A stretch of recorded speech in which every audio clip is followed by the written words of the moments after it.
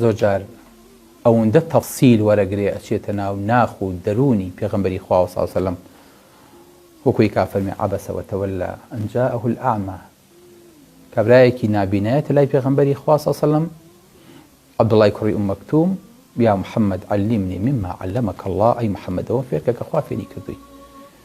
پێغەمبەری خوا ناوچەوانێدا بە یەکاو ڕووی لێ وەرەگێڕێ ڕێدارە نابینا ئەمە هیچیان نابینێ.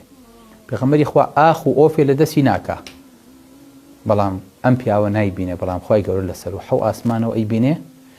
ئالێرانەیە ئەم وەقفە ڕاست دەکاتەوە فەرمێ عەبەسە وتەوەلە ئەن جاءه الأعمى.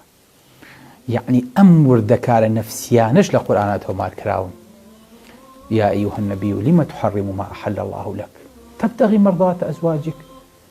پێغەمبەری خوا بۆ شتێ لەسەر خۆ حرامەکەی کە خوای گەورە لەسەری حەڵال کردووی ئەتەوێ خێزانەکانە ڕازیکەی. سبحان الله یعنی لە ماڵی خۆیە خوای گەورە ئەم نهێنیانە ئاشکراکە بۆ ئەوەی کە هەموو ئەو شتانەی کە پەیوەندی بە پێشەوایەتی پێغەمبەری خواوە هەبێ صلی الله عليه وسلم لای ئێمە ڕوون و ئاشکرا بێ.